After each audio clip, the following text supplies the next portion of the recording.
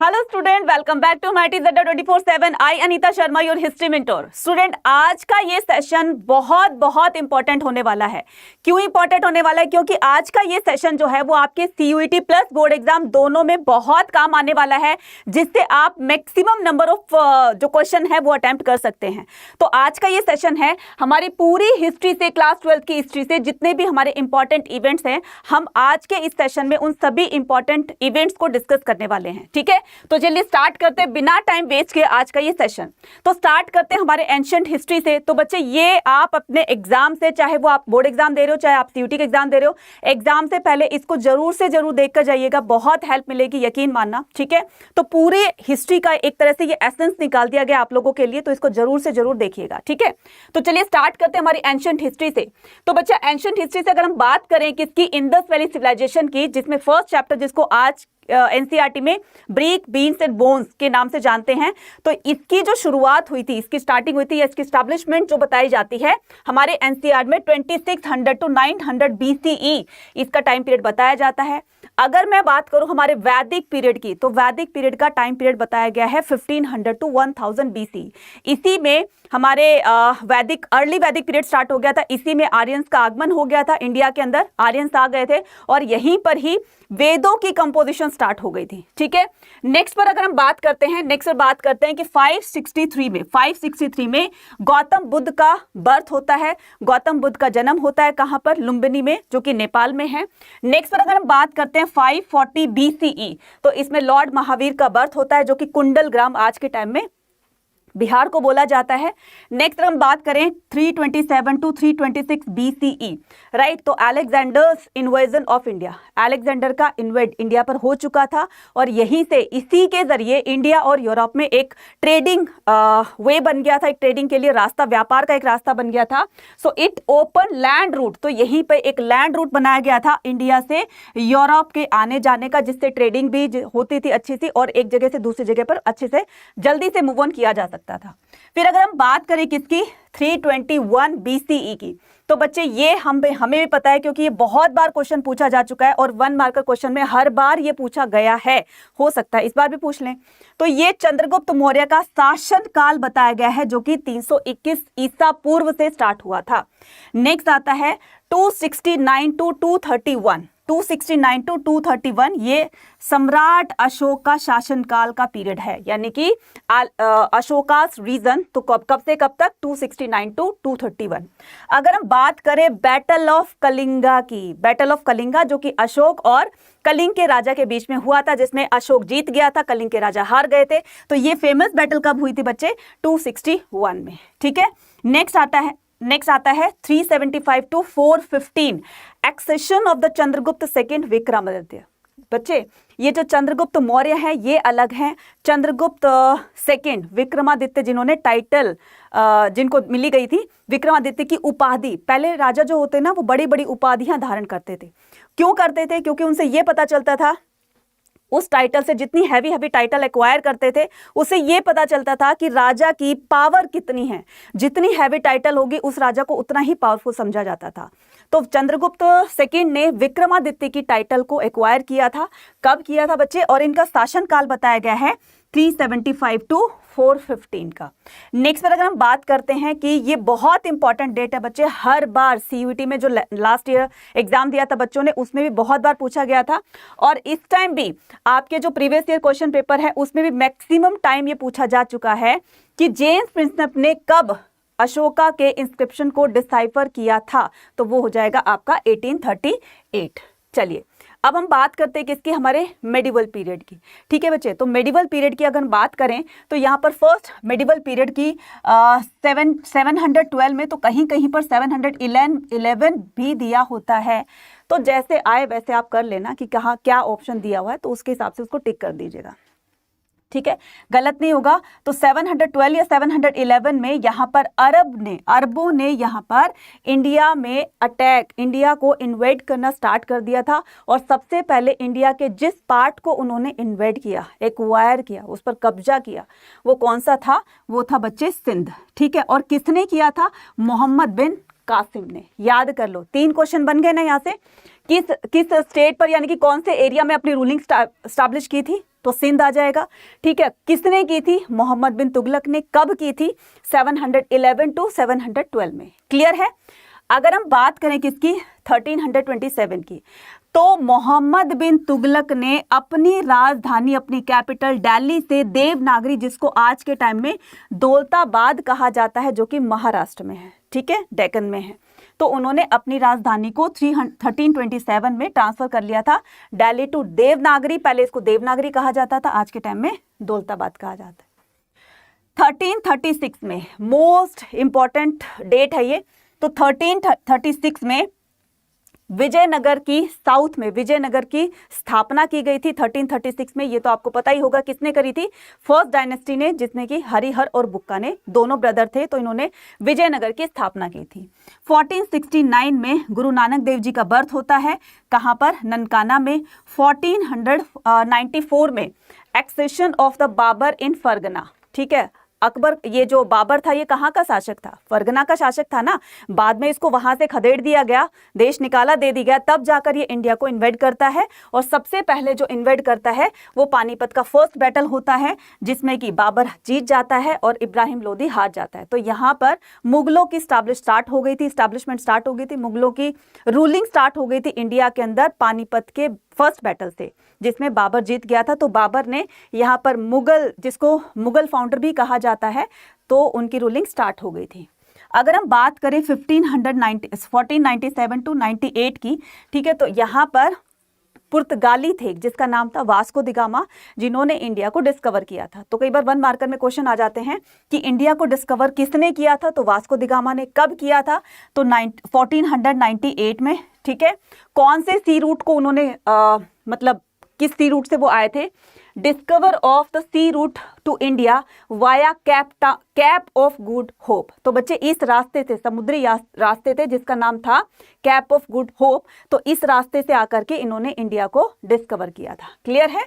अब 1556 बता दिया, पानीपत का फर्स्ट बैटल। पानीपत का सेकंड बैटल 1556 में, जो कि अकबर की तरफ से लड़ रहे थे। कौन? उनके केयर टेकर जिनका नाम था बैरम खान, और दूसरी तरफ कौन थे? राजपूत रूलर थे जिनका नाम था हेमू।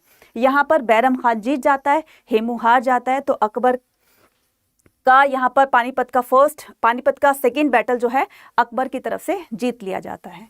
नेक्स्ट अगर हम बात करें बच्चे, मोस्ट इंपॉर्टेंट है फिर से ये बैटल ऑफ ताली कोटा, जिसमें एक तरफ कौन थे? डेक्कन के सुल्तान थे, तो दूसरी तरफ विजयनगर एम्पायर के वो थे, रामा राय थे। तो रामा राय हार जाते हैं, डेक्कन सुल्तान जीत जाते हैं। इसको राक्षसी तंगड़ी युद्ध भी कहा जाता है। 1600 में ईस्ट इंडिया कंपनी की स्टैब्लिशमेंट हो चुकी थी इंडिया के अंदर, इसको भी याद रखना बच्चे। नेक्स्ट अब आते हैं हमारे मॉडर्न इंडिया पर। ठीक है, अब आते हैं हम मॉडर्न इंडिया पर। तो मॉडर्न इंडिया में हम इंपॉर्टेंट इवेंट्स देखेंगे कौन कौन से हैं। 1757 इस डेट को, तो इसको, तो इस इवेंट को बिल्कुल मत भूलेगा, क्योंकि ये एक ऐसा इवेंट है जब जब ब्रिटिशर्स को याद किया जाएगा तब इस इवेंट को याद किया जाएगा, क्योंकि इसी इवेंट ने, इसी बैटल ने, प्लासी के बैटल ने इंडिया पर अंग्रेजों का शासन लागू करने के लिए एक तरह से इनविटेशन दे दिया था। इंडिया के अंदर उनकी एंट्री हो चुकी थी, उनकी रूलिंग स्टैब्लिश हो चुकी थी। कहाँ से? बंगाल से। तो उन्होंने बंगाल के नवाब सिराजुद्दौला को प्लासी के बैटल में हरा दिया था और बंगाल को कैप्चर करके वहां पर अपनी रूलिंग स्टार्ट कर दी थी। ठीक है, अब आते हैं 1764 में बैटल ऑफ बक्सर है, ये पूछा नहीं जाता बट फिर भी 1767 टू 69 में ये होता है फर्स्ट एंग्लो मैसूर वॉर। तो फर्स्ट एंग्लो मैसूर वॉर में एक तरफ तो हैदर अली थे, टीपू सुल्तान के फादर, तो दूसरी तरफ ब्रिटिशर्स थे, राइट। तो इसमें हैदर अली जीत जाते हैं, ये जो एंग्लो थे मतलब ब्रिटिशर्स थे वो हार जाते हैं। 1780 में क्या होता है? Birth of Maharaja Ranjit Singh. Next आता है हमारा 1780 टू 84 में सेकेंड एंग्लो मैसूर वॉर। तो यहाँ पर देखो 3 बैटल होते हैं, 3 वॉर होती है अंग्रेजों की और मैसूर के रूलर्स की। ठीक है, तो 2 बैटल में हैदर अली जीत गया था लेकिन लास्ट में वो हार जाते हैं। ठीक है, तो यहाँ पर सेकेंड जो थर्ड दिया हुआ है, third 1790 to 1792 third Anglo Mysore war होती है। तो बच्चे इन तीनों में से एक जरूर पूछी जाएगी, इसलिए इसको याद रख लेना ध्यान से, ठीक है। 1793 में क्या हुआ था, द परमानेंट सेटलमेंट लगाया गया था बंगाल के अंदर। किसने लगाया था, लॉर्ड कॉर्नवालिस ने। उसको एक तरह से फिक्स कर दिया गया था कि इतने हमारे पास अमाउंट आता रहना चाहिए, इसी वजह से इसका नाम क्या कर दिया गया है, परमानेंट सेटलमेंट, जिसने किया था लॉर्ड कॉर्नवालिस ने। कहाँ किया था, बंगाल में, ठीक है। नेक्स्ट आता है 1799 में fourth Mysore Anglo Mysore war होता है, जिसमें टीपू सुल्तान को मार दिया जाता है और यहाँ पर ब्रिटिशर्स जीत जाते हैं। यानी कि लगातार मैसूर को कैप्चर करने की कोशिश की गई, लेकिन हैदर अली भी, जो टीपू सुल्तान के फादर थे, और टीपू सुल्तान दोनों ही पावरफुल रूलर थे, लेकिन यहाँ पर दो तो जीत जाते हैं, दो हैदर अली स्टार्टिंग के 2 जीत जाते हैं, लेकिन थर्ड वाले में वो हार जाते हैं। उसके बाद फिर से जब टीपू सुल्तान राजा बनता है तो उन्होंने मैसूर को कैप्चर करने की कोशिश की ईस्ट इंडिया कंपनी ने, और बाद में इसको जब fourth Mysore Anglo Mysore war होता है तो उसमें 1799 में ब्रिटिशर्स जीत जाते हैं और टीपू सुल्तान को बैटल में ही मार दिया जाता है। 1802 में ट्रीटी ऑफ बसीन होती है, जिसकी वजह से मराठाओं ने अंग्रेजों की एक्सेप्टेंस जो है वो स्वीकार कर ली थी उनके अंडर में। यानी कि एक तरह से उनकी संधि हो गई थी कि तुम इतना हमारे पास मतलब ईयरली पेंशन देते रहोगे और हम तुम्हारा काम करते रहेंगे, ठीक है। तो ये बसीन की संधि थी। नेक्स्ट आता है 1839 to 42 first Anglo Afghan war, 1845 to 46 first Anglo Sikh war. बच्चे ये वॉर इतने इंपॉर्टेंट है, हालांकि बोर्ड एग्जाम में बहुत इजी पूछे जाते हैं, लेकिन आपको सीयूटी में भी ये काम आएंगे, इसलिए इसको देख लीजिएगा, ठीक है। और 1852 में क्या होता है, second Anglo Burmese war. Next आता है 1853 में, इसको तो हम नहीं भूल सकते हैं क्योंकि ये रेलवे का इंट्रोडक्शन हो चुका था, यहाँ पे इंट्रोड्यूस हो चुका था रेलवे लाइंस का। तो यहाँ पर first railway line open between the Bombay to Thane and a telegraph line in Calcutta. 2 important event हुए थे, कलकत्ता में टेलीफोन लाइंस आ गई थी, और दूसरा इंडिया के अंदर रेलवे का आविष्कार हो चुका था, रेलवे लाइंस आ गई थी, जो कि फर्स्ट ट्रेन चलाई गई थी बॉम्बे से लेकर थाने तक, ठीक है।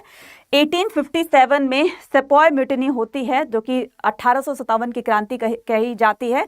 तो ये एक फर्स्ट वॉर था हमारी इंडिपेंडेंसी के लिए, तो इसको जरूर से याद रखना है। वो वैसे तो ये सभी को याद होगा। फिर हम चलते हैं अपने नेक्स्ट पार्ट की तरफ। 1885 में तो बच्चे कांग्रेस की फाउंडेशन रखी गई थी, कांग्रेस पार्टी बनाई गई थी। 1905 में बंगाल का पार्टीशन हुआ था, किसने किया था, लॉर्ड कर्जन ने किया था, ठीक है। किसने किया था, लॉर्ड कर्जन ने किया था, राइट। लेकिन 1911 में जब लोगों ने प्रोटेस्ट किया तो इसको दोबारा से मर्ज कर दिया जाता है, क्योंकि बंगाल को जब 2 पार्ट में डिवाइड कर दिया गया, लोगों ने प्रोटेस्ट करना स्टार्ट कर दिया। आखिरकार ब्रिटिश गवर्नमेंट को बात माननी पड़ी। जब बड़े लेवल पर प्रोटेस्ट हो गया था तो 1911 में 1911 में इसको फिर से रिमर्ज कर दिया जाता है, राइट। 1906 में क्या हुआ था, मुस्लिम लीग की स्थापना हुई थी। 1911 में इतने सारे इंपॉर्टेंट डेट्स हुए थे, देखो इतने सारे इंपॉर्टेंट इवेंट्स हुए थे। दिल्ली दरबार लगा था, ठीक है, जिसमें कि बहुत बड़ी ग्रैंड पार्टी दी गई थी, right. King George V and the queen visit to India. तो बच्चे एक क्वेश्चन आता है, और मैंने बहुत बार इसको कराया भी हुआ है, सीयूटी में बहुत बार पूछा भी गया है कि किसके वेलकम के लिए ग्रैंड पार्टी रखी गई थी, और जो गेटवे ऑफ इंडिया बनाया गया था वो किसके वेलकम के लिए बनाया गया था। तो ये थे किंग जॉर्ज वी, और उनकी क्वीन थी, जो कि इंडिया में उनका विजिट हुआ था पहली बार, तो इसके लिए ग्रैंड ओकेजन रखा गया था। Delhi becomes the capital of India, और 1911 में ही इंडिया की कैपिटल दिल्ली बना दी जाती है, ठीक है। 1916 में लखनऊ पैक्ट साइन किया गया था by the Muslim league and the Congress. तो दोनों पार्टी ने इस पैक्ट को साइन किया था। और इसके अलावा फाउंडेशन ऑफ BHU, यहाँ पर बनारस हिंदू कॉलेज की स्टैब्लिशमेंट यानी कि ओपनिंग की गई थी, जिसमें गांधी जी की फर्स्ट पब्लिक अपीयरेंस भी हुई थी। नेक्स्ट आता है कि होम रूल लीग फाउंडेड। तो यहाँ पर होम रूल लीग की भी स्थापना की गई थी, तो इसको भी ध्यान से देखना, ठीक है। तो एक डेट के पीछे ऐसे नहीं था कि एक इवेंट के पीछे सिर्फ एक वही इवेंट हुआ था उसी पर्टिकुलर ईयर में, तो उसके साथ 2 से 3 इवेंट उसी ईयर में सेम देखे जा सकते हैं। नेक्स्ट आता है 1919 में। बच्चे हम इसको कैसे भूल सकते हैं, क्योंकि इसी की वजह से ये जलियांवाला बाग हत्याकांड हुआ था, है ना। किसकी वजह से, रोलेट एक्ट की वजह से। सो 1919 में क्या होता है, देखो इतने सारे इवेंट होते हैं। मॉन्टेस्क्यू चेम्सफोर्ड रिफॉर्म्स होता है, इंट्रोड्यूस इंट्रोड्यूस किया जाता है मॉन्टेस्क्यू चेम्सफोर्ड रिफॉर्म्स, ठीक है।